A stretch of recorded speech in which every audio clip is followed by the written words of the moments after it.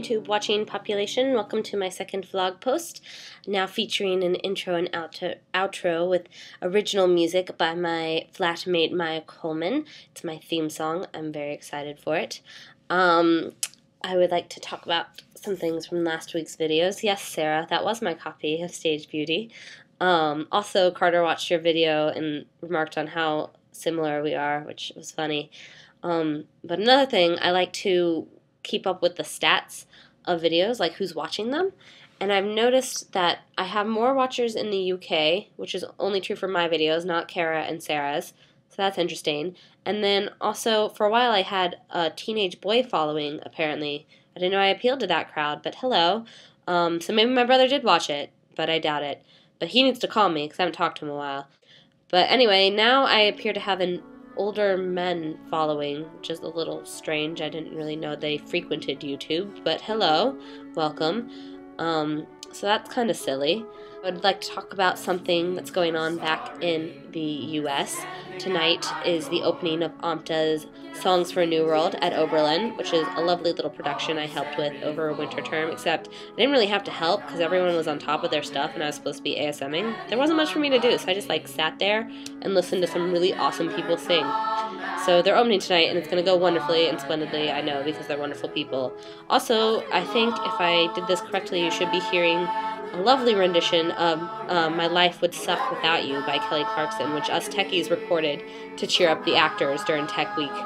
There's some other fun recordings, which I have not yet received, but am eagerly awaiting. Here's a picture of the poster and of the cast and crew in rehearsal. So that's what's going on back at Oberlin, which is really cool. Here in the UK, things are going great. Classes are keeping me incredibly busy. Lots of museums and shows and things, which are great to use the London resources. They're so interesting and fun, but it takes so much time and energy to get to these places and do these things. So I'm quite worn down, but it's going very well. However, there are some things here in London that I can't seem to find, which sometimes make life a little more difficult. I've started a list. We can't find sandwich bags to pack our lunches in, so that's kind of unfortunate. We've been using tinfoil. And then when I was sick, you can still hear me sniffling a little maybe, I couldn't find any cold medicine. They are stricter about medicine here, and all they had were these little packety things that you mix with hot water and drink, but it's like a crushed up pill mixed with hot water, which just tastes nasty. Why would you want that? Just swallow the pill.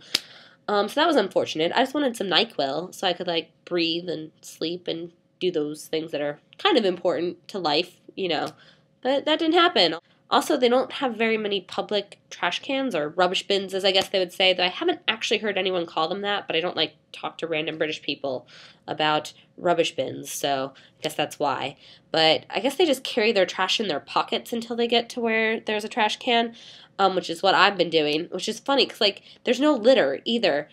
Whereas in New York, you'll see, litter 5 feet away from a trash can, and we're just too lazy to pick it up and take it over to the trash can. Also, here, the pedestrians don't have the right-of-way when crossing streets, which is terrifying. Cars can just plow you down, apparently, and they have tried. It's quite scary, except for we do have the right-of-way at zebra crossings, or as we would say in the U.S., zebra crossings, although we don't call them that. We call them crosswalks, which are just with the white lines painted across the street. But they aren't very common, so most of the time you have to be super careful when crossing the street.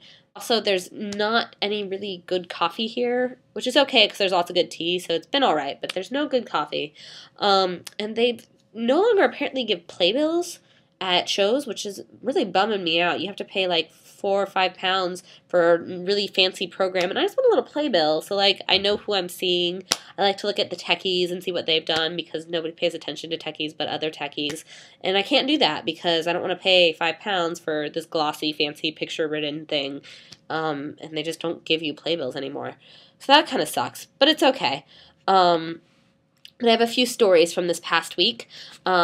Firstly, I went to a Blanks concert, which was excellent. The Blanks are Ted's a cappella band from Scrubs, known as the Worthless Peons on Scrubs, and they were wonderful. It was their first live show ever. They did every song they ever did on Scrubs, which was really cool. And I got their autographs and a picture. You can see my profile picture if you're Facebook friends with me. It was very fun. And meanwhile, while I was at the Blanks, Carter and Maya decided to go to Soho, which is a notoriously gay area, I believe. There's a lot of gay pubs there, apparently. They went to one.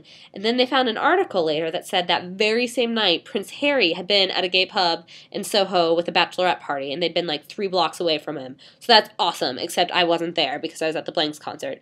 But it reminded me of my bucket list item to seduce a royal before I die.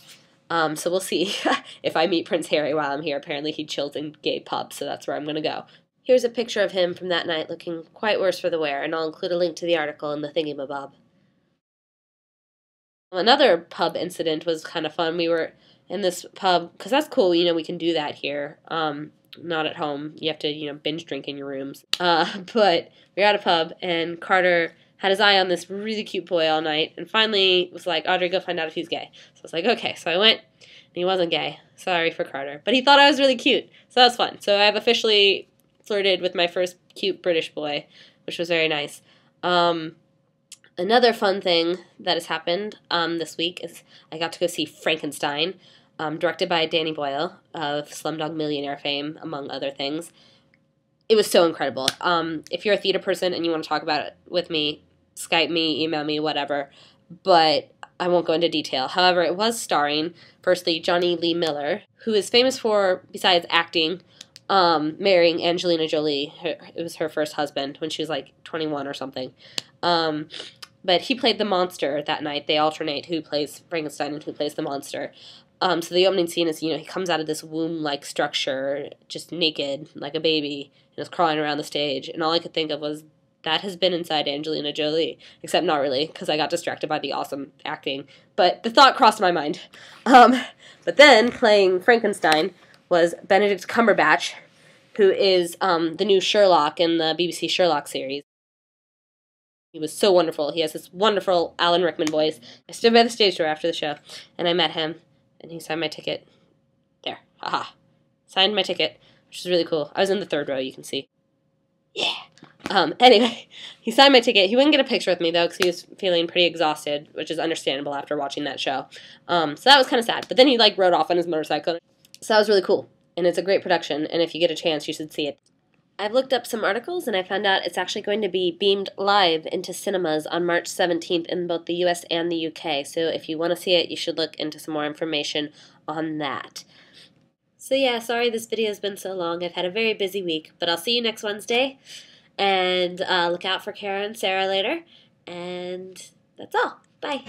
Audrey, Audrey.